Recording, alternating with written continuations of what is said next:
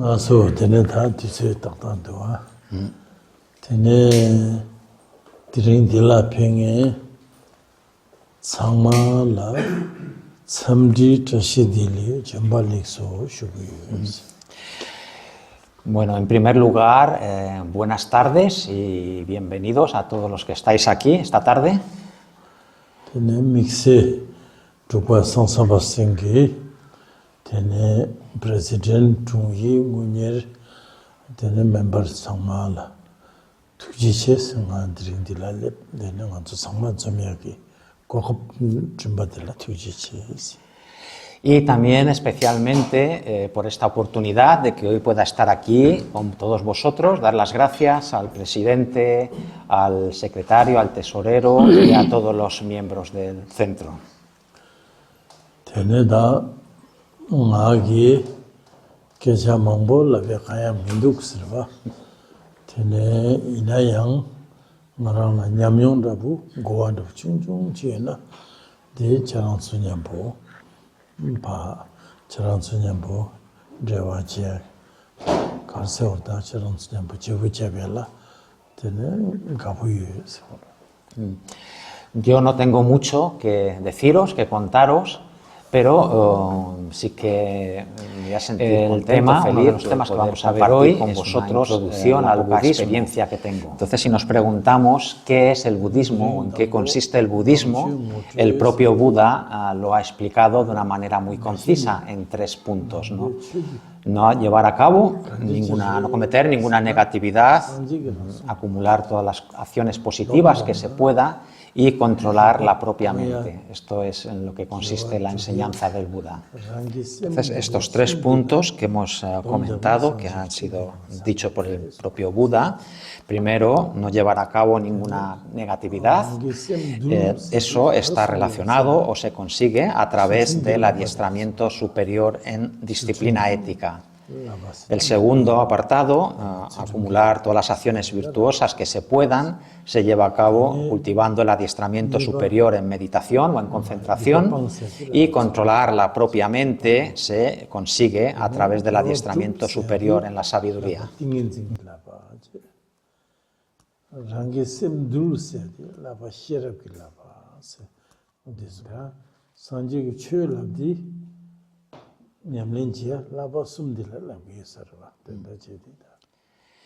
Las enseñanzas de Buda, su puesta en práctica, se lleva a cabo a través de cultivar los 3 adiestramientos que hemos mencionado.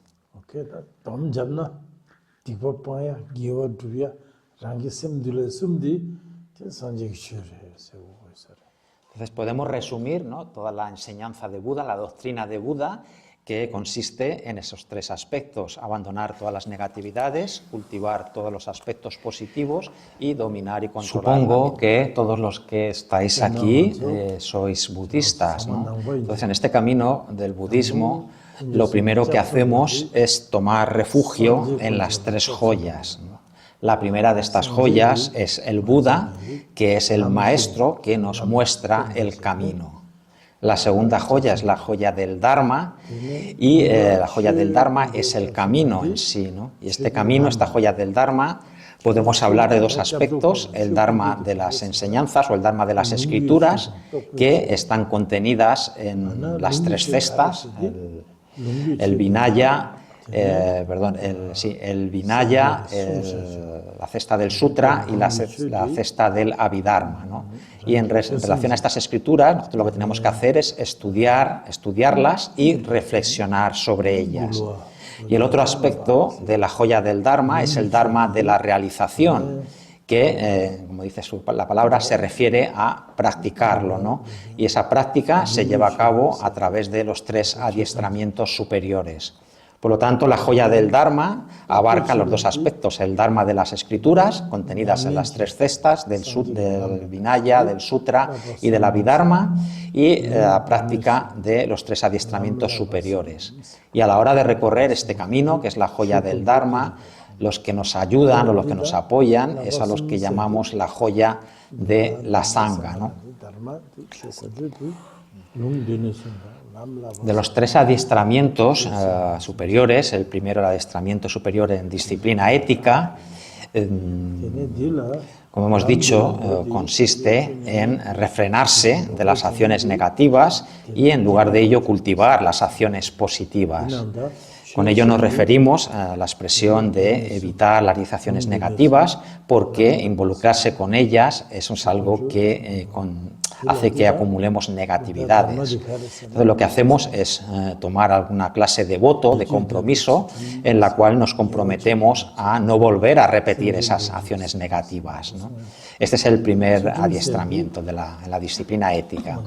El segundo adiestramiento es en el de la concentración o la meditación, y lo que hacemos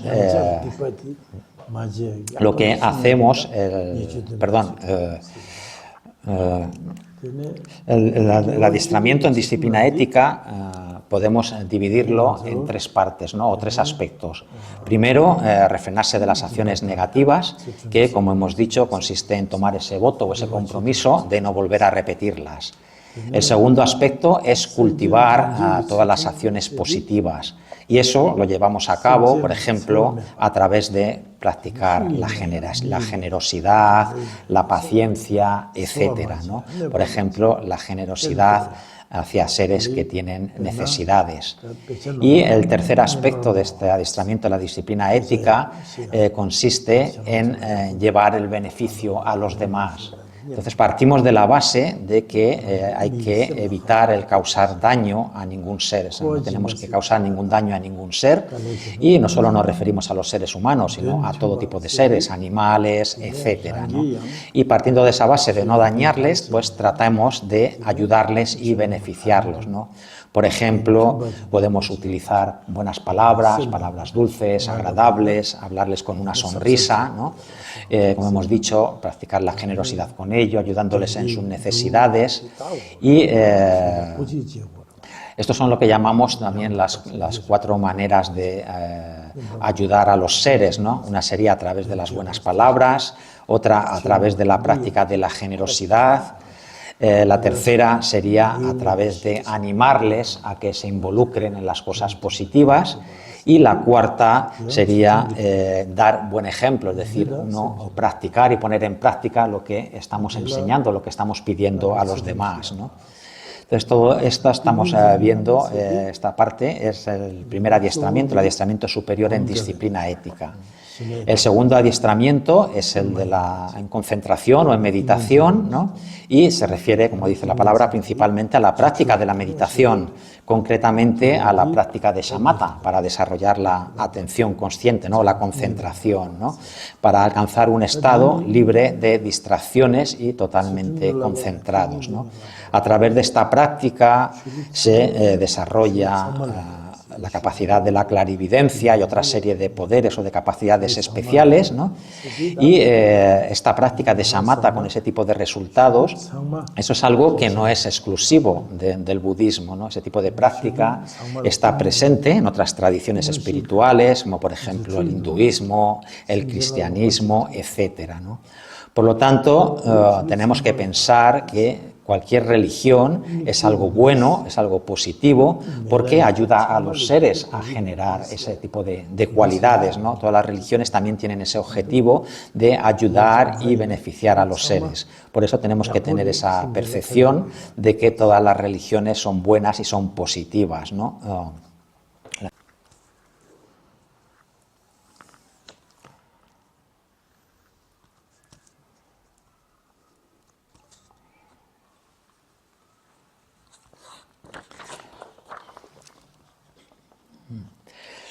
Hemos visto, ¿no?, que estos dos primeros adiestramientos, el de disciplina ética y el de la meditación, a través de ellos se puede obtener como resultado un renacimiento en niveles de existencia muy elevados, ¿no?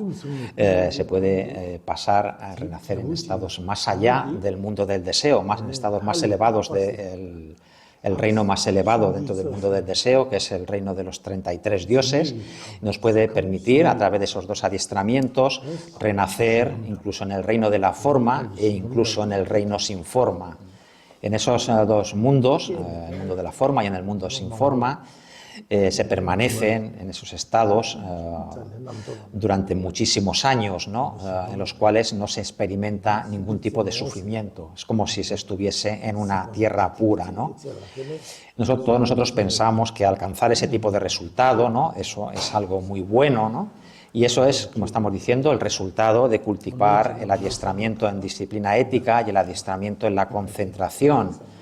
Pero cuando se alcanzan esos estados, uno todavía no ha acabado o no ha eliminado las emociones perturbadoras, porque no hemos empleado los antídotos para contrarrestarlas, ¿no? Entonces, en estas otras religiones que tienen esos dos adiestramientos, como hemos dicho, pues adolecen o no presentan esos antídotos para contrarrestar las emociones perturbadoras, ¿no? Entonces se puede permanecer durante muchos kalpas, muchos eones, en esos estados elevados en los cuales no se experimenta ningún sufrimiento, pero al final de esos periodos de tiempo tan largos, esos seres al final tienen que volver a renacer en los reinos inferiores, en los infiernos, es decir, dentro del samsara, porque no han acabado todavía con este ciclo de la existencia, ¿no? Por eso el Buda nos ha dicho que ese tipo de renacimiento en esos estados tan elevados, eso es un resultado temporal, pero esa no es la meta o el objetivo último a alcanzar, ¿no? Por eso los tres aspectos que hemos hablado, en los cuales resumía el Buda su propia enseñanza: abandonar toda negatividad, cultivar todos los aspectos positivos. Esos dos primeros aspectos, este es el resultado que producen, y la particularidad que tiene el budismo es que añade ese tercero, ¿no?, de controlar o dominar la mente propia, ¿no? Eso es una característica diferenciadora de la tradición budista, su particularidad. ¿Y qué es? ¿En qué consiste eso de disciplinar o controlar la mente? Pues se refiere a aplicar los antídotos para eliminar completamente las diferentes emociones perturbadoras, como el deseo, el odio, la ignorancia, el orgullo, los celos, etcétera, ¿no? Es decir, limpiar completamente la mente, ¿no? Y esto es algo, como estamos diciendo, que no tienen presente, no está presente en otras tradiciones espirituales, ¿no? Eso es en lo que consiste la práctica real y genuina del budismo, ¿no? En aplicar estas técnicas, estos antídotos que nos permiten controlar la mente, ¿no? Ese es el dharma real, ¿no?, la enseñanza real, que consiste, su finalidad es eliminar las impurezas que hay en la mente, es decir, acabar con las emociones perturbadoras y purificar la mente de todas ellas, ¿no? Eso es la enseñanza real del Buda. Comenta Drupon La, ¿no?, que todo esto que nos está comentando, ¿no?, que no está siguiendo ningún texto, está explicándonos en base a su propia experiencia, ¿no?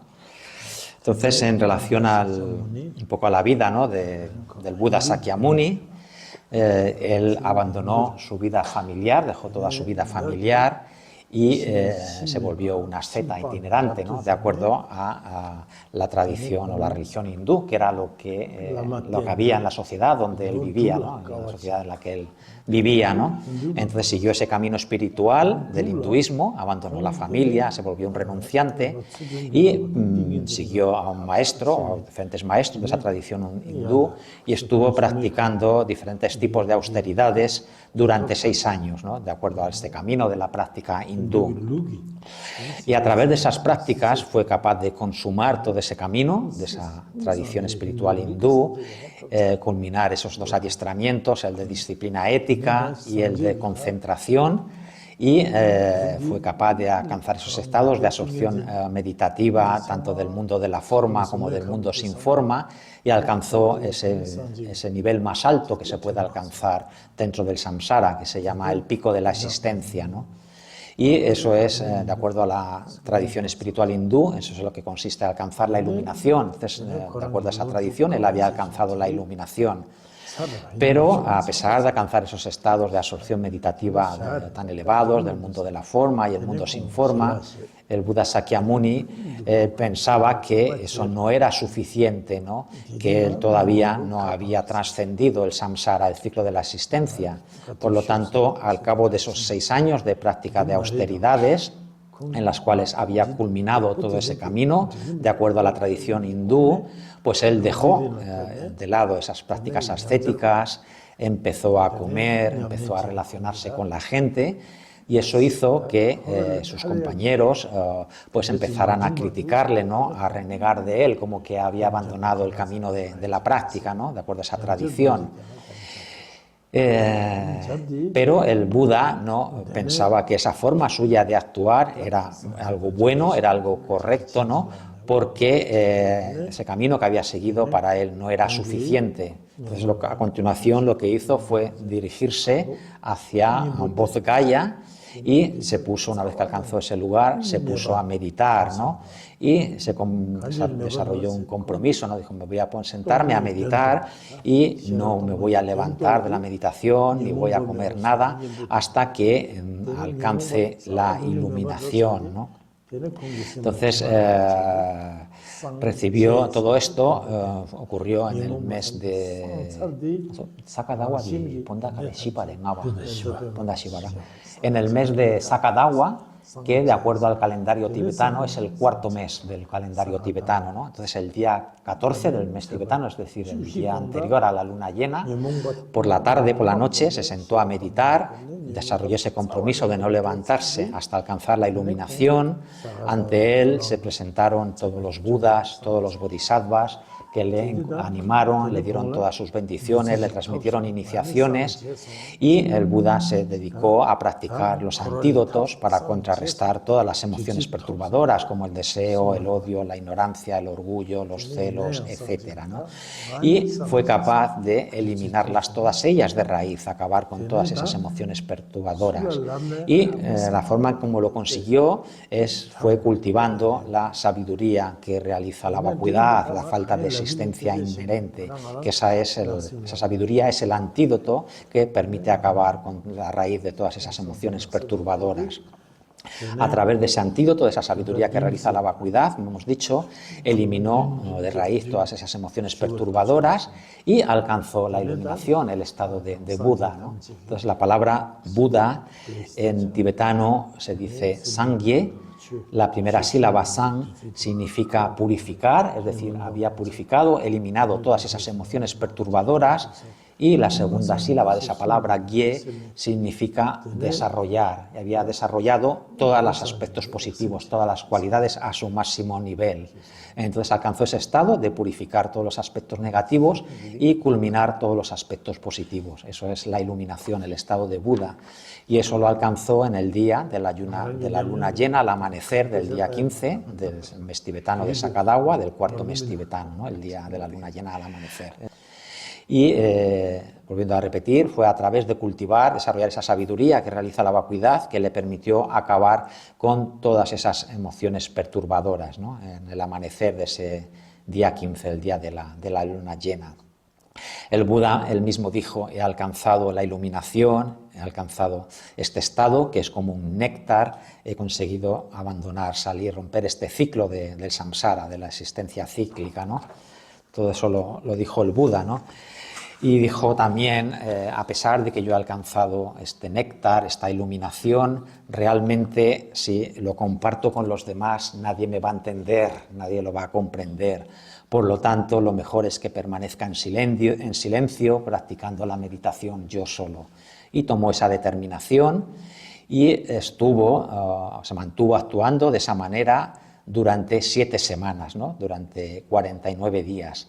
Y al cabo de ese tiempo, todos los dioses, todos los budas se manifestaron ante él y le pidieron que, por favor, había llegado el momento en que compartiera ese néctar que había obtenido, que lo enseñara a todos los demás seres para ayudarles a eliminar las emociones perturbadoras. Y ante este requerimiento, el Buda Sakyamuni aceptó llevar a cabo todo eso.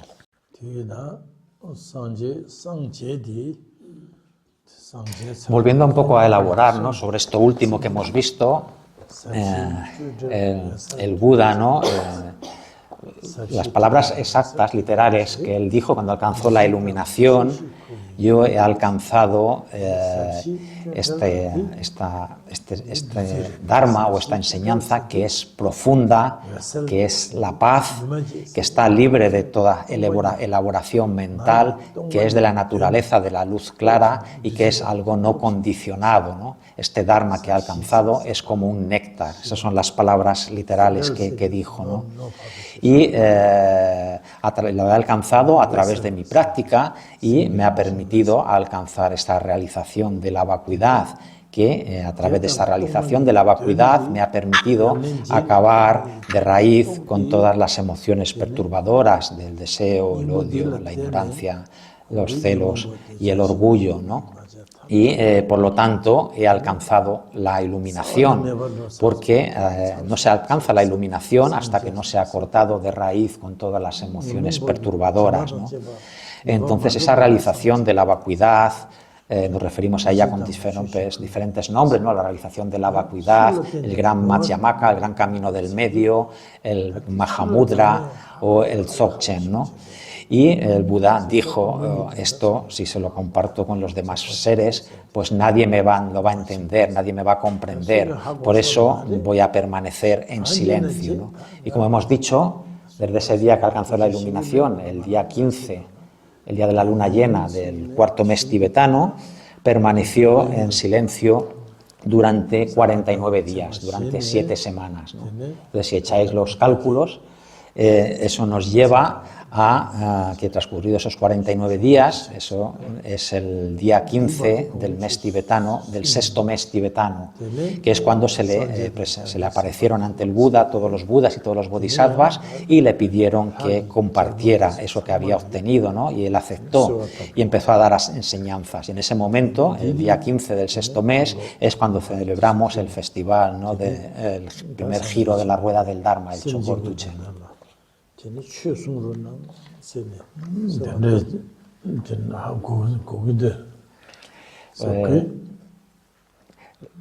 ¿Está claro? ¿Lo habéis comprendido? Entonces, como hemos visto, el Buda, para que diera las enseñanzas, fue necesario que se le solicitara, ¿no? Que se le requiriera que compartiera, que diera esas enseñanzas. Y una vez que aceptó, pues cuando las dio, eso ocurrió, en ese momento el Buda tenía a la edad de 36 años, ¿no? Y esa primera vez, esas primeras enseñanzas que dio, ocurrió en el lugar de la India que se llama Varanasi, y las primeras enseñanzas que dio fueron las enseñanzas sobre las 4 verdades nobles, ¿no? Entonces estas primeras enseñanzas son como la base o el fundamento, ¿no? Es lo que llamamos las enseñanzas básicas fundamentales del vehículo de las características. Es como la preparación, ¿no? Para no entrar directamente en enseñanzas más profundas sobre la realización de la vacuidad, pues comenzó con estas enseñanzas básicas o fundamentales que están relacionadas cuando hablamos de los diferentes tipos de seres, los seres de capacidad pequeña, media, etcétera, pues son las enseñanzas dirigidas a los seres de capacidad pequeña, ¿no? El fundamento o la base, ¿no? Y son las enseñanzas que se llaman las enseñanzas de las 4 verdades nobles.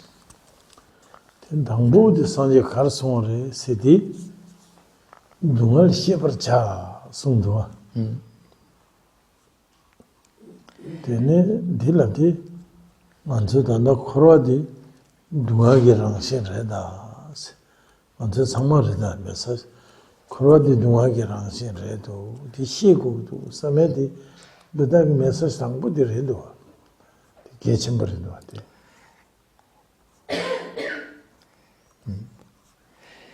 Entonces, ¿qué es lo primero que enseñó el Buda, ¿no? Lo primero que dijo el Buda es la naturaleza del samsara es el sufrimiento. El sufrimiento es la naturaleza de samsara.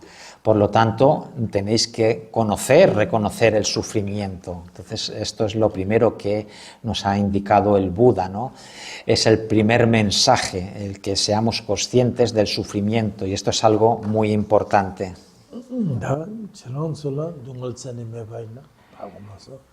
Entonces, estamos diciendo, el Buda, lo primero que nos ha dicho es que seamos conscientes del sufrimiento. Yo no sé si vosotros sufrís o no, pero hablando de mí mismo, yo sí que creo que el Buda tiene razón, que todo es de la naturaleza del sufrimiento, ¿no? Yo, desde que tengo mis primeros recuerdos, de cuando tenía 3, 4 años, que es cuando me empiezo a tener recuerdos, pues todo lo que recuerdo está relacionado con el sufrimiento, ¿no? Cuando vivía con mis padres, pues tenía muchos hermanos, y mis hermanos eran mayores, eran como muy fuertes, ¿no? Y solo recuerdo problemas, sufrimientos debidos al calor, sufrimientos por el frío, sufrimientos por los estudios, la disciplina que imponían nuestros padres, que es una disciplina de acuerdo a la tradición, ¿no? Tradicional en Bután.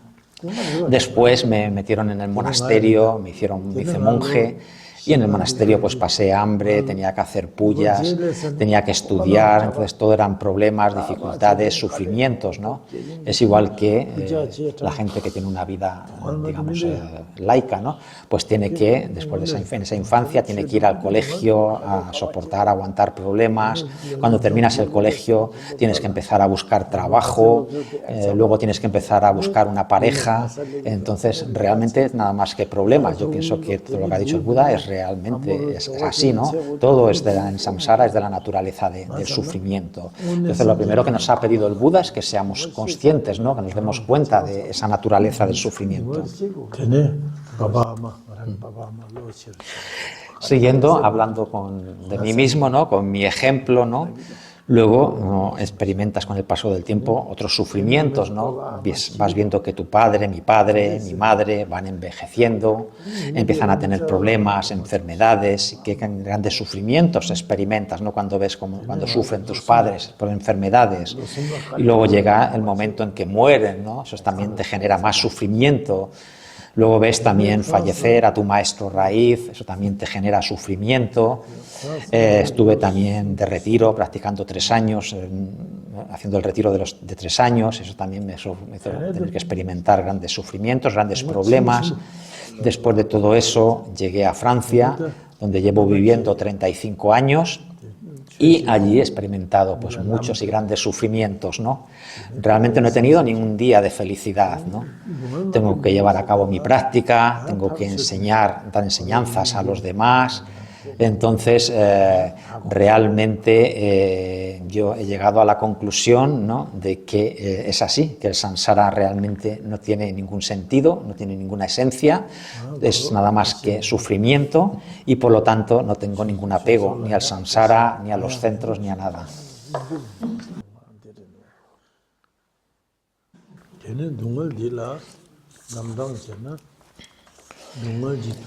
Hablando ya del sufrimiento, el sufrimiento lo podemos clasificar en 3 tipos, ¿no?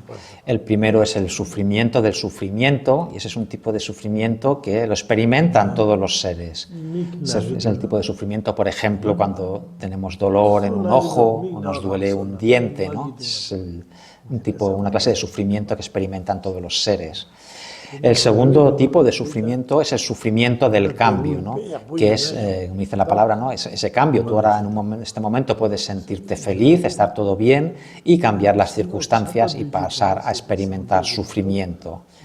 Y el tercero, el sufrimiento presente en todos los fenómenos compuestos, es un tipo de sufrimiento muy sutil del cual nosotros los seres normales no somos conscientes, es algo que solo lo comprende un ser iluminado, un Buda, ¿no?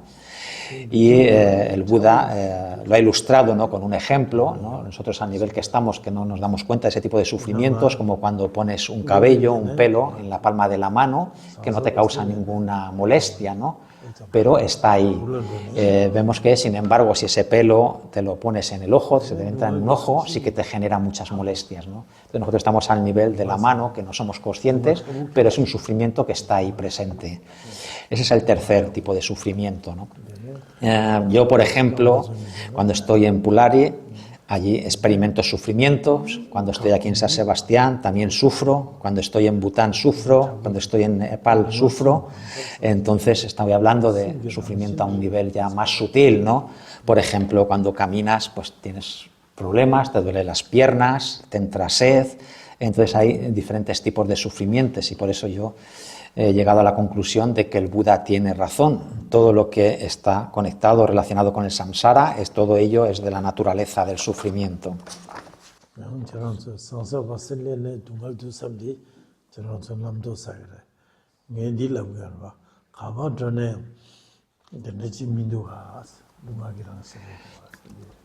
Entonces, cuando he dicho que cuando vengo aquí a San Sebastián estoy sufriendo, cuando empecéis a tener pensamientos sobre este tema, ¿no? Me estoy refiriendo, yo aquí en San Sebastián podemos pensar, uy, aquí hace muy buen tiempo, es un sitio muy bonito, estoy alojado en una casa espectacular, estupenda, ¿no? Pero estoy hablando de un sufrimiento a un nivel más sutil, ¿no? Un sufrimiento que da igual donde quiera que vaya, donde quiera que esté, siempre está presente, ¿no? Donde quiera que esté, pues al final te entra hambre, necesitas comer. Si donde quieras que estés, si andas mucho, demasiado, te empiezan a doler las piernas, los pies. Entonces, eso es algo que es inherente, ¿no? En cualquier sitio en el que estés, estoy hablando de ese nivel. Entonces, no tengáis malos pensamientos pensando de que sufra por esas otras cosas aquí en San Sebastián.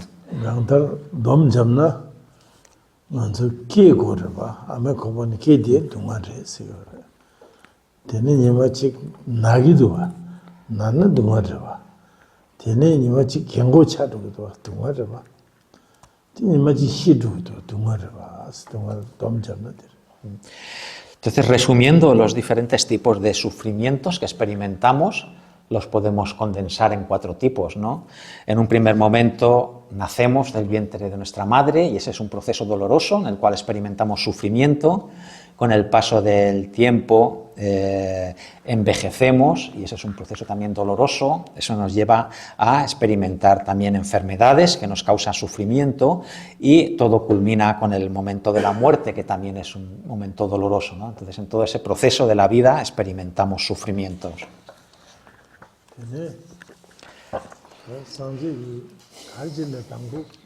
Como hemos dicho, ¿no? Lo primero que nos ha enseñado el Buda ha sido acerca del sufrimiento, nos ha pedido que seamos conscientes del sufrimiento, ¿no? Y el Buda no lo ha hecho por casualidad, el Buda es un maestro muy experto, ¿no? Primero nos ha hablado del resultado que experimentamos, que es el sufrimiento, ¿no? Esto nos lleva, ¿no? La intención de hablarnos primero de este resultado, que es el sufrimiento, es para que nos preguntemos que si esto es el resultado que experimentamos, debe de haber alguna causa, ¿no? De la cual procede este resultado, que es el sufrimiento, ¿no? Y eso nos conduce a la ley de causa y efecto, el funcionamiento de la ley de causa y efecto, la ley del karma, ¿no? Entonces, ¿cuál es esta causa que genera el sufrimiento que experimentamos? Pues es el karma, ¿no? Es esta ley de causa y efecto, las acciones que acumulamos. ¿Y cómo funciona eso, no? Pues eso nos conduce a la segunda de las verdades nobles, la verdad del origen del sufrimiento, ¿no? Entonces, ahí el Buda, en relación a esta segunda, la primera nos ha dicho ser conscientes del sufrimiento y en relación a la segunda verdad nos ha dicho abandonad las causas que son el origen del sufrimiento, ¿no? Entonces lo que tenemos que hacer para poner eso en práctica es ser cuidadosos como en las acciones que llevamos a cabo, ¿no? Tenemos que tratar de eliminar o evitar todo tipo de acciones negativas, ¿no? Porque esas acciones negativas, es decir, las que están motivadas por esas emociones perturbadoras como el deseo, el odio, la ignorancia, el orgullo, los celos, etcétera, son las que esas emociones perturbadoras nos conducen a llevar a cabo acciones que llamamos negativas. Negativas quiere decir que no son virtuosas, ¿no? Cuando llevamos a cabo acciones y en nuestra mente no están presentes ninguna de esas emociones perturbadoras, entonces ese tipo de acciones que llevamos a cabo las llamamos acciones positivas o acciones meritorias, no virtuosas, ¿no? Esos son, digamos, los 2 tipos de acciones básicas y luego tenemos un tercer tipo de acciones que se llaman las acciones cuyo resultado es inamovible. Se refiere, como ya hemos explicado, que ese tipo de prácticas de absorciones meditativas profundas que están también presentes en otras tradiciones espirituales, el resultado, ¿no?, de esa acción de meditación en esos estados profundos de absorción, pues produce como resultado, como hemos dicho, renacer en esos reinos más elevados, en los mundos de la forma y en el mundo sin forma. Por lo tanto, vemos que estos tres tipos de acciones, dependiendo de las que llevemos a cabo, producen tres tipos de resultados diferentes, ¿no? Si llevamos a cabo acciones negativas, pues renaceremos en algunos de los reinos inferiores, como los infiernos, los espíritus hambrientos o los animales. Si llevamos a cabo acciones virtuosas, renaceremos en nuestros reinos elevados, bien como seres humanos o en el reino de los dioses, del mundo del deseo. Y si llevamos a cabo esas acciones que son inamovibles, pues renacemos en esos otros dos mundos, en el mundo de la forma y en el mundo sin forma, ¿no? Ahora, en estos reinos más favorables, por ejemplo, como en el reino de los humanos, ¿no? Podemos pensar, bueno, yo ahora he nacido aquí en San Sebastián, me siento feliz, ¿no? Pero no tenemos ninguna seguridad de dónde vamos a renacer en nuestra próxima vida, ¿no? No sabemos si vamos a renacer aquí, vamos a renacer en Bután o vamos a renacer en Pluré, no tenemos ninguna certeza de dónde podemos renacer, ¿no?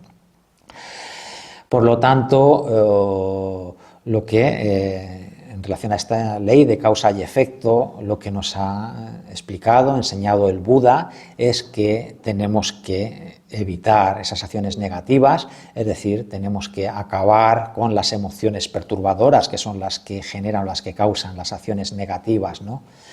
Entonces, esto es, estamos hablando, ¿no?, de este primer ciclo de enseñanzas que dio el Buda. Esto es lo primero que ha explicado el Buda, nos ha explicado cuál es la naturaleza del samsara, cómo funciona esa experiencia de sufrimiento y cuál es el origen, la causa de ese sufrimiento, ¿no? Y todo esto pues, nos va conduciendo a otro concepto, a otra idea, que es la existencia de vidas pasadas y vidas futuras. Por lo tanto, esto último que hemos visto, ¿no?, nos ha llevado a la causa o el origen del sufrimiento, y es esta ley de causa y efecto. Y esta ley de causa y efecto pues nos lleva a, como hemos dicho, ¿no?, a aceptar la existencia de tanto de las vidas pasadas como de las vidas futuras. Y esto es algo, un punto muy importante. Tenemos que desarrollar una certeza, ¿no?, una confianza en que ha habido vidas pasadas y van a haber esas vidas futuras, ¿no? Luego pasamos a la tercera verdad noble y a la cuarta. La tercera es la verdad noble de la cesación del sufrimiento, y la cuarta verdad noble es la verdad del camino que conduce a esa cesación del sufrimiento. En relación con la tercera, la verdad de la cesación, el Buda nos ha dicho que existe la posibilidad de acabar con el sufrimiento, de acabar con las emociones perturbadoras, alcanzar ese estado de pureza mental, y como resultado de alcanzar eso, se alcanza o bien el estado de un arhat o bien el estado de un Buda, ¿no?, la budeidad, ¿no? Y por lo tanto, con ello lo que conseguimos, alcanzando esa cesación, acabamos con todo el sufrimiento y acabamos con todas las emociones perturbadoras. Entonces, si queremos alcanzar eso, si queremos eliminar el sufrimiento, si queremos salir del samsara, del ciclo de la existencia, entonces lo que necesitamos es recorrer el camino, ¿no?, que lleva a ese estado, ¿no? Y eso nos lleva a la cuarta verdad noble, la verdad del camino que lleva a la cesación. Y el Buda, el propio Buda ha dicho: yo os he mostrado ese camino que lleva a ese estado, ahora recorrerlo o no depende de vosotros. Entonces, en el budismo nos da la libertad total para actuar por nuestra propia iniciativa, no nos coacciona ni nos fuerza de ninguna manera. Entonces estamos hablando, ¿no?, de esta cuarta verdad noble, ¿no?, que tenemos que recorrer ese camino, ¿no? Entonces, ¿qué es lo que hay que hacer para recorrer ese camino, ¿no? Eso nos lo indica en la obra del maestro Atisha, ¿no?, una lámpara en el camino a la iluminación. Dice, en primer lugar, lo que hay que hacer es tomar refugio en las tres joyas. Nos podemos preguntar por qué necesitamos buscar y tomar refugio en las tres joyas. Pues el motivo es porque sentimos miedo, ¿no?, a toda esta condición del samsara, ¿no? Y buscamos una protección. ¿Y quién tiene esa capacidad de ayudarnos o de protegernos contra esos miedos? Pues solo tiene esa capacidad de protegernos el Buda, el Dharma y la Sangha, lo que llamamos las tres joyas. Por eso buscamos refugio o protección en ellos, ¿no? Y una vez que hemos buscado, tomado refugio en esas tres joyas, nosotros debemos de mostrarnos respetuosos hacia ellos, tanto con el cuerpo, con la palabra y con la mente, y debemos de mantener o observar lo que llamamos los preceptos o los compromisos, ¿no?, de la toma de refugio. Y en resumen, esos preceptos de la toma de refugio los podemos resumir en abandonar las negatividades y cultivar todas las cosas positivas. Ahí están contenidos todos esos preceptos, ¿no? Por lo tanto, como vemos en esta obra, ¿no?, de la lámpara en el camino a la iluminación, en primer lugar lo que tenemos que hacer es tomar refugio en las tres joyas y observar esos preceptos, y en segundo lugar nos indica que lo que tenemos que hacer es desarrollar la mente altruista de la iluminación, la bodhicitta, en sus dos aspectos, en el aspecto de la bodhicitta de aspiración, a través de cultivar los 4 pensamientos inconmensurables, y la bodhicitta de aplicación, practicando las 6 perfecciones trascendentes o las 10 perfecciones trascendentes, depende de qué tipo de clasificación utilicemos, ¿no?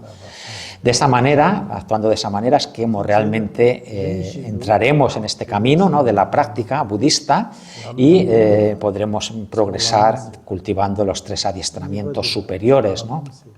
El progreso en este camino, entonces estamos hablando de la verdad del camino, se lleva a cabo en 5 fases, ¿no? Hablamos recorriendo los 5 caminos, que en el orden en el que se recorren, en primer lugar tenemos el camino de la acumulación, luego el segundo es el camino de la preparación, el tercero es el camino de la visión, el cuarto es el camino de la meditación, y el quinto es el camino de no más aprendizaje. Este último camino es un sinónimo con la iluminación o la budeidad, ¿no? Entonces vamos avanzando de una manera gradual, progresiva, a través de esos 5 caminos, hasta que llega un momento, un día, en que culminamos todos ellos y alcanzamos esa meta de la iluminación. Entonces, esto es en lo que consiste esta verdad noble del camino.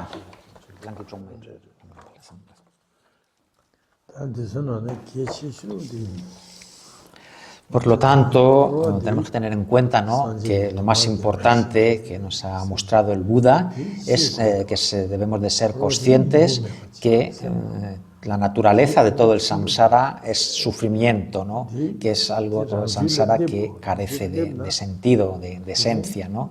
Entonces es muy beneficioso para uno mismo tener esa percepción, llegar a generar esa certeza, esa comprensión de que todo el samsara, su naturaleza es el sufrimiento, ¿no? Cuando generamos esa certeza y esa confianza en que eso es así, es cuando realmente podemos decir que hemos entrado en el camino, ¿no?, en ese camino espiritual del budismo, ¿no?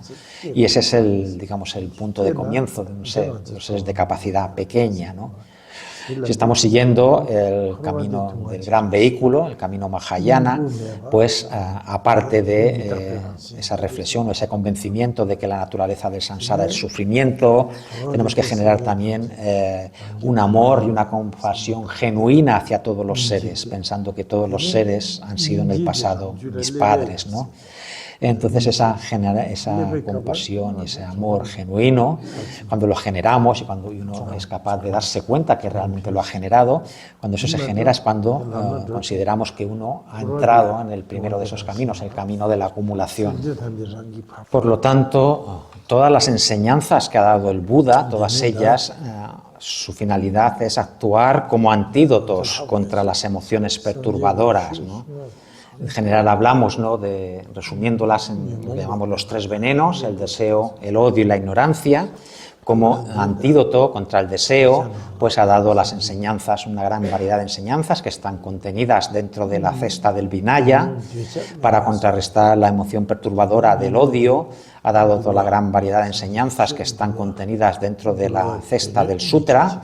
Y para contrarrestar la emoción perturbadora de la ignorancia, ha dado todas las enseñanzas contenidas en la cesta del Abhidharma, ¿no? Entonces, en esas 3 cestas, el Vinaya, el Sutra y el Abhidharma, sirven para contrarrestar esas 3 emociones perturbadoras, el deseo, el odio y la ignorancia, a las que llamamos los 3 venenos, ¿no?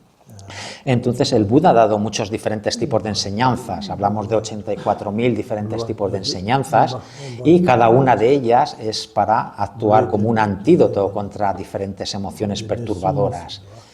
Por lo tanto, lo que tenemos que hacer en relación a todas esas enseñanzas que ha dado el Buda es estudiarlas, reflexionar sobre ellas y aplicarlas en la práctica de la meditación, ¿no? Y la finalidad, como ya hemos dicho antes, es para que se produzca un cambio en la mente, para que esas emociones perturbadoras se vayan eliminando, vayan decreciendo. Si realmente no se produce ningún cambio en la mente, entonces todo ese proceso de estudio, reflexión y meditación no tiene mucho sentido, no ha sido provechoso, ¿no? Por lo tanto, la finalidad del Dharma, de las enseñanzas, es ir disminuyendo para acabar con las emociones, que vayan disminuyendo hasta que se eliminen las emociones perturbadoras, o como hemos dicho antes, tener el control de la mente, ser capaces de disciplinar y controlar la mente, ¿no? El Dharma es como el antídoto que se enfrenta a las emociones perturbadoras, es el arma para contrarrestar esas emociones perturbadoras, ¿no? Es como la pistola, la espada, ¿no?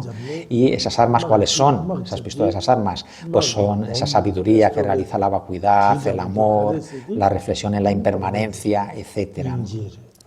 Una vez que hayamos acabado con las emociones perturbadoras, pues de una manera natural, espontánea, también se habrá acabado el samsara, el ciclo de la existencia.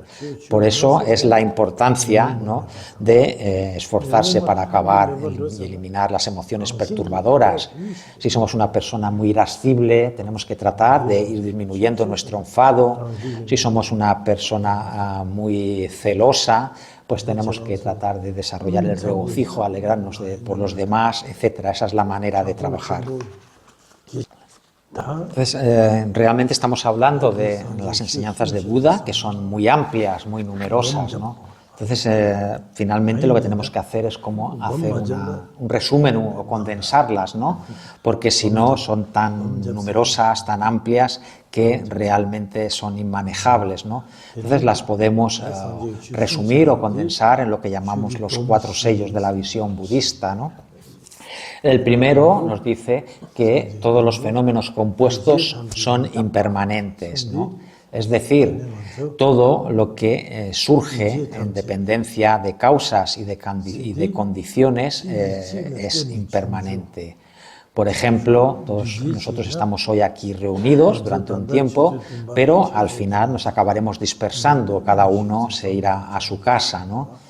Pues igual, todas las cosas son impermanentes, todo lo que ha surgido dependiendo de causas y condiciones, como puede ser una casa, una vela, una persona, todo es impermanente. Es realmente muy importante ser conscientes de la impermanencia, ¿no? Y cuando ser conscientes de la impermanencia no nos referimos solo a ser conscientes de la impermanencia de uno mismo, que al final tenemos que morir, sino de todas las demás cosas, las riquezas, los padres, todo es impermanente, ¿no? Si nosotros no meditamos en la impermanencia, entonces ¿cómo vamos a ser capaces de realizar que el samsara carece de esencia? ¿O cómo vamos a ser capaces de generar compasión hacia los demás seres, ¿no? Entonces es realmente necesario meditar en la impermanencia, y si tenemos una buena práctica sobre la impermanencia, eso también nos va a conducir a la realización de la vacuidad, ¿no? Entonces tenemos que meditar que todas las riquezas que podemos tener al final acaban desapareciendo, se acaban dispersando, que todos nuestros familiares, nuestros padres, nuestros hermanos, al final todos acaban también desapareciendo, acaban muriendo, incluso que uno mismo al final que espera es la muerte, ¿no? Entonces todo es cambiante, todo es impermanente. Y siendo conscientes de ello nos va a ayudar a no sufrir en demasía, ¿no? Nos vamos a dar cuenta que esa es la naturaleza de todas las cosas, que son impermanentes, ¿no? Realmente ser consciente de ello es algo que nos va a aportar un gran beneficio, ¿no? Entonces una meditación básica, fundamental, es la meditación sobre la impermanencia. El segundo de esos 4 sellos nos dice que todas las acciones contaminadas producen como resultado el sufrimiento, ¿no? Acciones contaminadas nos referimos a todas las acciones que llevamos a cabo influenciados o controlados por las emociones perturbadoras, y el resultado de todo ese tipo de acciones va a ser la experiencia de sufrimiento, ¿no? Como hemos dicho, el resultado de toda acción que llevemos a cabo motivado con emociones perturbadoras o influenciado por emociones perturbadoras, el resultado va a ser que continuaremos dentro del ciclo del samsara, el ciclo de la existencia. Podemos renacer en los 3 reinos inferiores, superiores, en los cuales experimentaremos muchos sufrimientos, o en los 3 reinos superiores, pero a pesar de renacer en esos reinos superiores, pues también se experimentan sufrimientos, ¿no? Ya hemos comentado antes que en todo el ciclo de la existencia, en todo el samsara, se experimenta sufrimiento, ¿no? Por lo tanto, para realizar que la naturaleza del samsara es el sufrimiento, necesitamos meditar, ¿no? Necesitamos tener esa realización, comprensión, ¿no? De que todas esas acciones condicionadas por las emociones perturbadoras producen sufrimiento, ¿no? Y esto, cuando tenemos esa comprensión, va a ayudarnos para acabar con el apego al samsara, al ciclo de la existencia, ¿no? Y cuando hemos acabado, no tenemos apego al ciclo de la existencia, al samsara, es cuando vamos a buscar la manera de salir del samsara, alcanzar la liberación, ¿no? Si no hemos acabado con ese apego, si seguimos apegados a las cosas samsáricas, realmente lo que vamos a hacer es renacer continuamente una y otra vez dentro de este samsara, no vamos a poder salir de él. Tiene 벽이 지세 밀라레바 정말 암주고요라바 밀라레바 미탁바 삼로던 학원에 미탁발라 직 코로나 둥을들 직네 되네 정말 르다네 되네 곰제미 리간라 페네 로딘라 곰제디 되네 코로나 둥을라 마직바 미탁발라 마직바 되네 레송 송어라 되네 상제송 송어라. Y esto es, por ejemplo, lo que ha dicho el propio Milarepa, ¿no? El maestro Milarepa tibetano, que seguramente todos conocéis, ¿no? Él ha dicho, ¿no? Yo, movido por el miedo que sentía hacia el samsara, movido por el miedo hacia la impermanencia, eso me hizo dejar todo y retirarme a la montaña a practicar la meditación. Y ahora, después de hacer todo esto, puedo decir que no tengo miedo al samsara ni tengo miedo a la impermanencia. Es decir, he alcanzado la iluminación.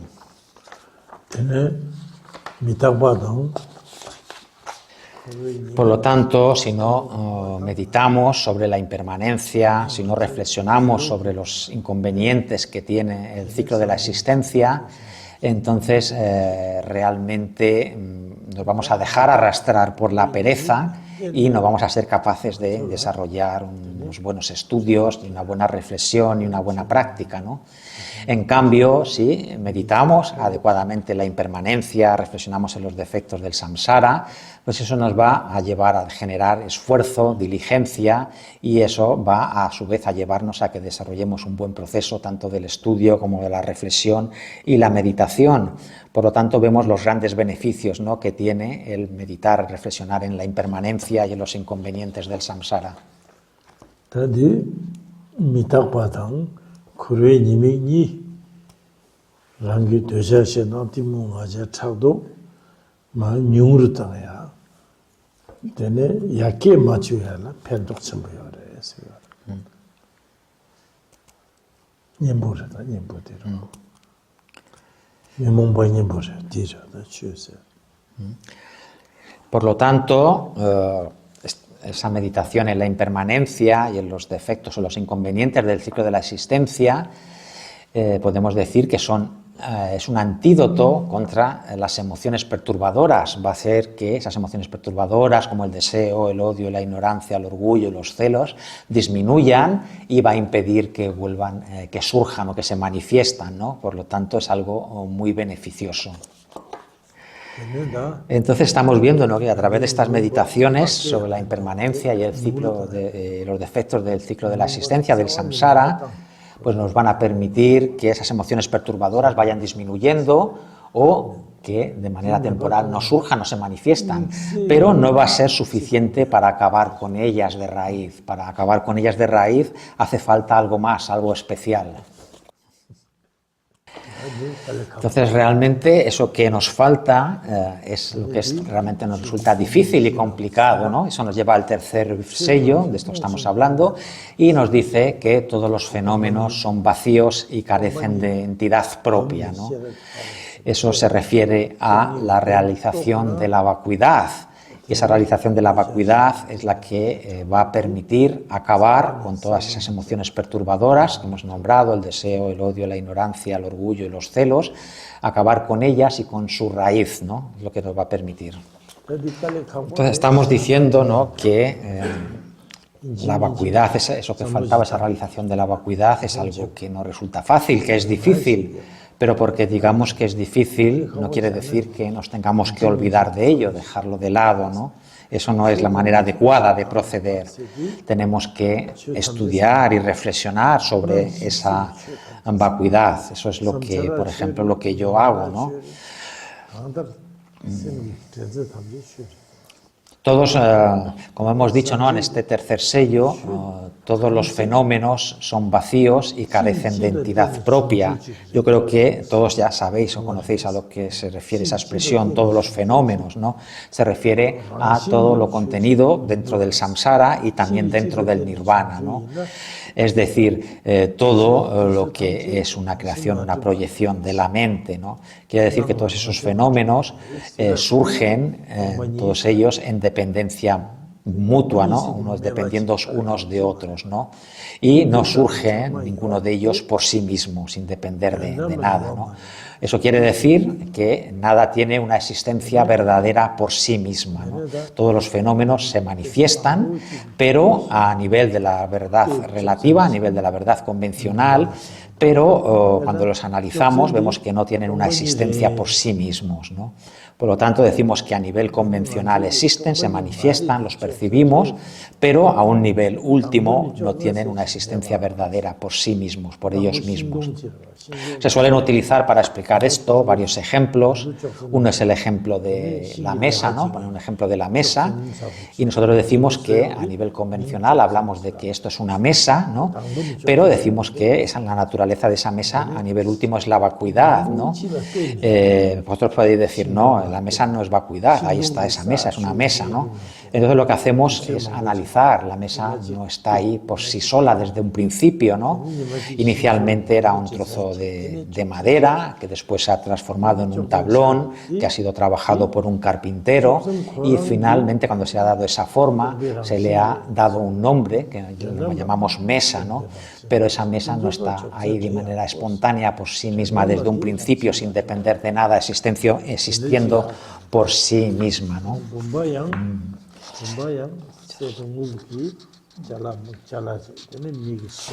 Por lo tanto, lo que estamos diciendo es que las cosas existen en dependencia de muchos factores, ¿no? En el ejemplo de la mesa, primero era, como hemos dicho, ¿no?, una madera, una planta, un árbol, que a su vez se ha surgido en dependencia de los elementos, del elemento agua, del tierra, del fuego, del aire, etc. Después esa madera se le ha desecado, se la ha secado, después se la ha trabajado con ese carpintero hasta que le ha dado esta forma y este nombre que le hemos dado de como una mesa, ¿no? Por lo tanto, decimos que su naturaleza es la vacuidad, a nivel último su naturaleza es la vacuidad, no existe de una manera independiente por sí misma, ¿no? A nivel convencional sí que existe, ¿no? Y decimos que le asignamos ese nombre como mesa, ¿no? Igual se explica con otros ejemplos, cuando hablamos de un vaso, no de un jarrón, pues decimos igual, ¿no? A nivel convencional hablamos de que existe y que ese es un vaso o un jarrón, pero cuando lo analizamos no tiene una existencia real por sí mismo, depende también de un montón de factores y de un montón de procesos, ¿no? Y eso mismo también lo podemos aplicar con el cuerpo mismo de uno mismo, ¿no? No tiene una existencia por sí mismo. Este cuerpo inicialmente ha surgido dependiendo del esperma paterno y del óvulo materno. Después, en el vientre de la madre, esos han ido generando los diferentes elementos, el elemento tierra, agua, etcétera, ha ido cogiendo una forma y, por lo tanto, este cuerpo no tiene una existencia por sí mismo, no ha surgido de una manera independiente, con esta forma desde un momento inicial, ¿no? Pues esto mismo se aplica a todos los fenómenos. Todos los fenómenos son aparentes, manifiestos, los podemos percibir, pero no tienen una existencia por sí mismos, de manera independiente, ¿no? No hay que confundir esto que estamos diciendo, eso no significa que las cosas no existan, ¿no? Las cosas existen a nivel convencional de esa manera dependiente, pero a un nivel último decimos que no existen por sí mismas. Y esto es lo que nos dice de una manera muy clara en el Sutra del Corazón, ¿no? Nos dice la forma es vacuidad, la vacuidad no es otra cosa que la forma. Nos está haciendo referencia a todo esto. Por lo tanto, como hemos dicho al principio, aunque este tema de la vacuidad sea algo difícil, no es algo que debamos dejar de lado, tenemos que hacer este tipo de reflexión, ¿no? Y no confundir que las cosas son vacías, que no tienen una existencia propia por sí mismas. Eso no quiere decir que sean inexistentes, ¿no? Todas las cosas las percibimos, las vemos a nivel convencional, le damos un nombre, pero cuando las analizamos en forma de existir a ese nivel último, vemos que no tienen una naturaleza, no existen por su propia naturaleza, ¿no?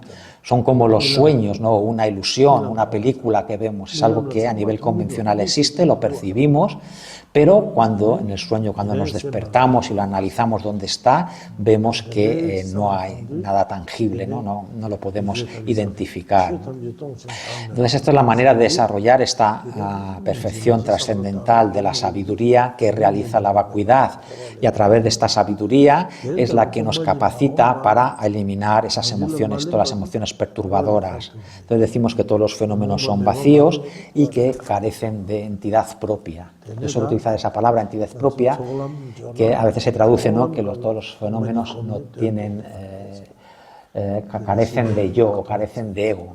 Esa es otra forma de expresarlo, ¿no? Pero la idea es que no tienen entidad propia.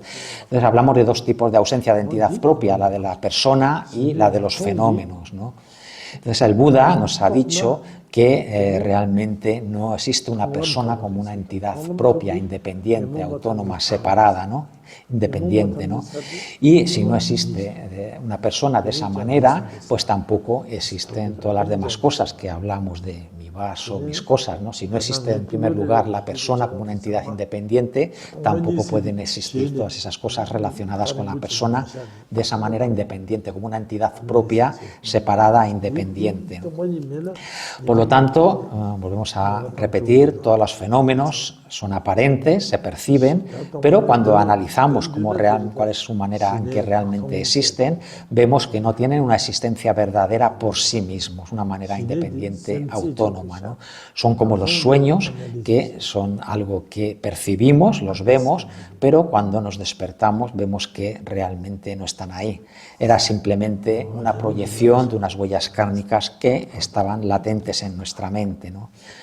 Por lo tanto, la vacuidad nos indica que las cosas no tienen entidad propia, no existen como una entidad propia, ¿no? Entonces, meditando de esta manera, meditando en ello, va a ayudarnos a que eliminemos las emociones perturbadoras y, por lo tanto, podamos salir del samsara, del ciclo de la existencia. Si no meditamos de esa manera, entonces no tendremos la posibilidad de acabar con las emociones perturbadoras y, por lo tanto, tampoco podremos salir del ciclo de la existencia, no podremos liberarnos, ¿no? Entonces, de los 5 caminos que hemos hablado, ¿no? Está el primero, el camino de la acumulación, el camino de la preparación, y cuando tenemos esta realización de esta sabiduría que realiza la vacuidad, la falta de entidad propia de todos los fenómenos, es cuando realmente alcanzamos el tercer camino, el camino de la visión, ¿no? Y eso está relacionado, es con obtener, sinónimo con obtener la realización de vipassana, ¿no? Nosotros hablamos de las dos prácticas, de shamatha y de vipassana, y obtener esa realización, esa culminación de la práctica de vipassana, cuando se alcanza eso es cuando realmente uno ha alcanzado ese tercer camino, el camino de la visión, y por lo tanto es cuando uno tiene ya esa capacidad de acabar, eliminar con las emociones perturbadoras y por lo tanto salir de una manera ya definitiva del ciclo de la existencia, del samsara, ¿no? Y es lo que se dice con otra expresión, que uno ha alcanzado la tierra del bodhisattva, ¿no? Por lo tanto, como hemos dicho, cuando hablamos de la vacuidad no tenemos que pensar como que eso es algo muy distante de mí, muy lejano, percibirlo de esa manera, sino que al contrario debemos de reflexionar sobre ello, ¿no? Sobre la vacuidad. Y en relación con estas dos prácticas que hemos mencionado, shamatha y vipassana, shamatha es como la base que hace que nuestra mente permanezca firme y estable, sin distracción, y luego sobre esa base cultivamos vipassana, que es la que analiza la verdadera forma en que existen todos los fenómenos. 나서 되네다 뒤에서 산도 되네 상이 병이나 양상이 계시기로 니구나 매니저 갑라. Entonces, como ya se nos ha acabado el tiempo, vamos a dejar la conferencia de hoy en este punto. Mañana seguiremos explicando más cosas para los que vengáis y vamos a hablar sobre la práctica del Guru Yoga.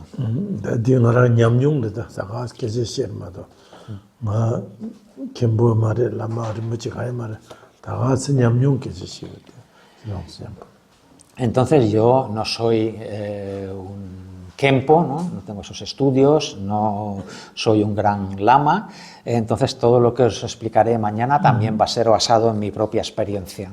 Va